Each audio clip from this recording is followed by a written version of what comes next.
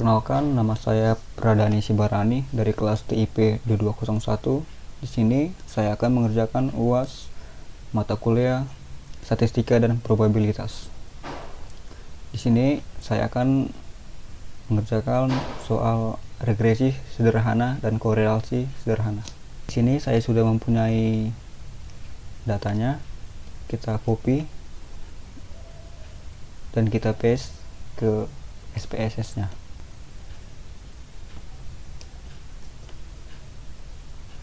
Kemudian kita ke variable view. Ini kita ganti namanya menjadi misalnya variable x, kemudian variable y, agar kita mengetahui variable x dan y nya.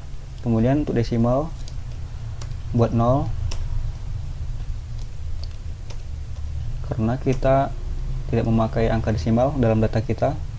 Untuk labelnya kita buat jam belajar siswa. Yang kedua nilai sesuai dengan soal yang telah kita siapkan tadi, nilai ujian.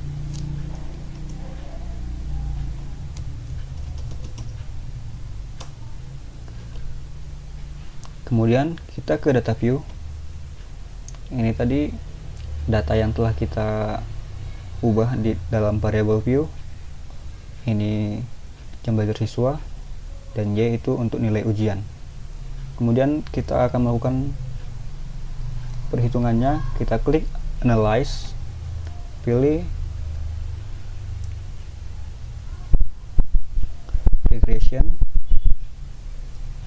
dan pilih linear.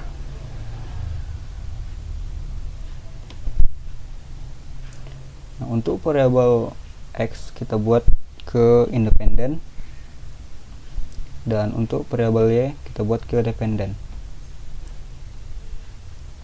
Klik OK. Dan inilah hasilnya. Bisa kita lihat. Nah, di sini dalam variables entered dan remove ini menjelaskan yang pertama itu model 1.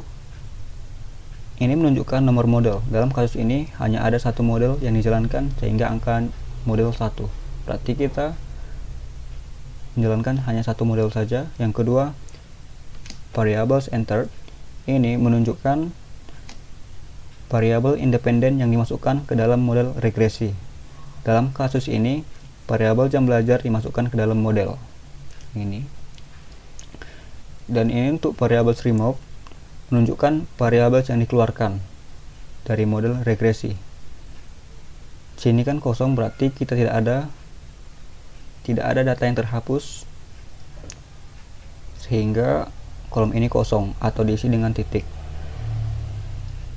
Dan untuk method menunjukkan metode yang digunakan untuk memasukkan variabel ke dalam model regresi.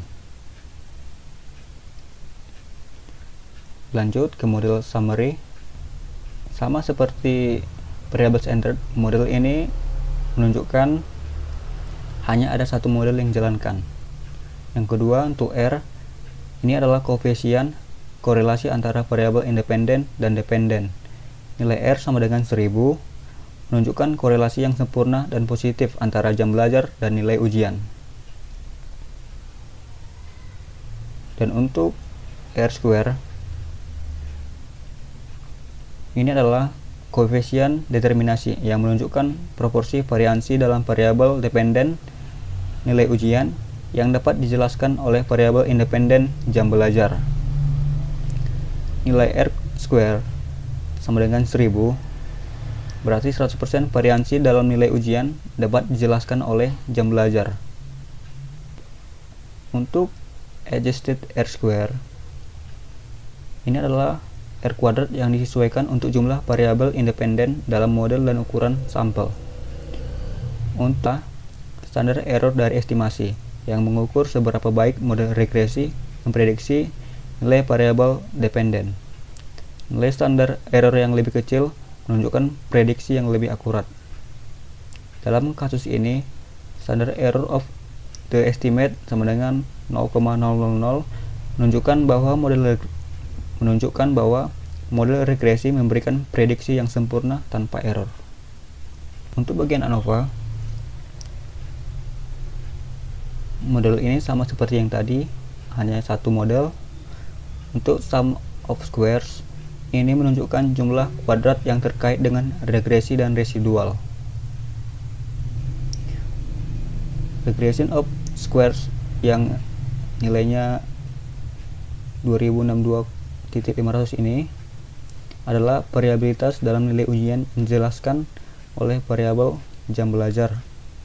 Dan untuk titik 000 adalah variabilitas dalam nilai ujian yang tidak dijelaskan oleh model regresi. Dan untuk total sum of squares ini yang 2062.500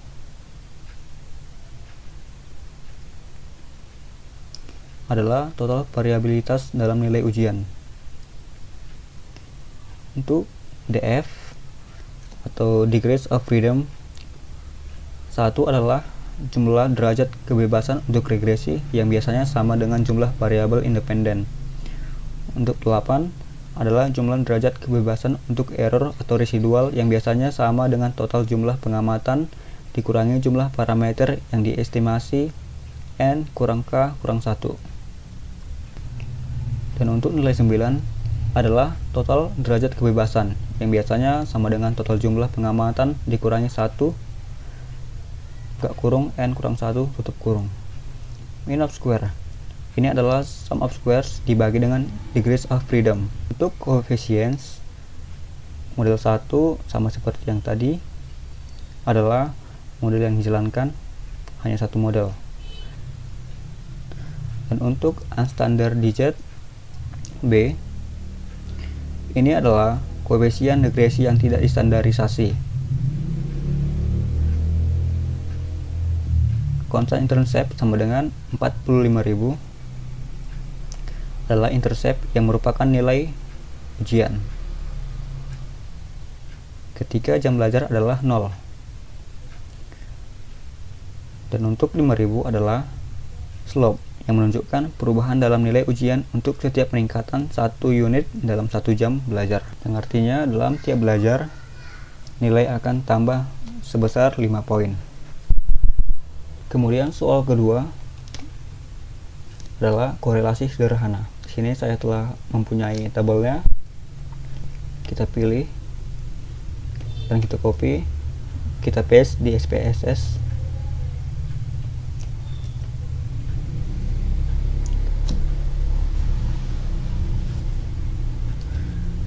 Kita ke variable view,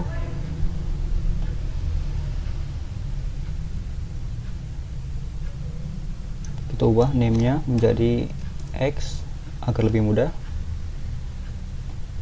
dan Y, kemudian desimalnya 0,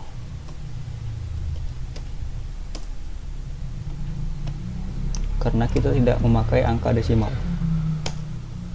Untuk label X kita sesuaikan dengan tabel kita yang tadi, yaitu jam olahraga per minggu.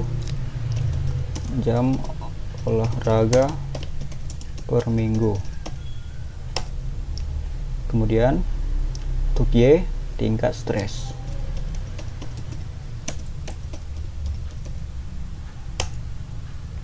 Kita kembali ke data view. Ini telah muncul datanya. X melambangkan jam olahraga per minggu dan variabel Y melambangkan tingkat stres.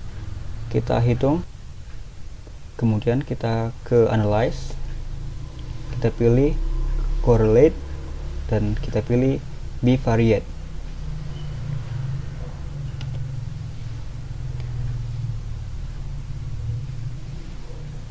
Kemudian kita pindahkan kedua variabel ke dalam sini.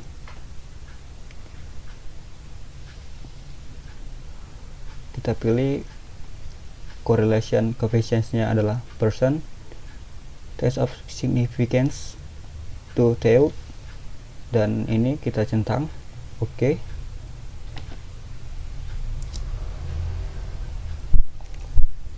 Ini adalah hasilnya, correlationsnya, hasil analisisnya.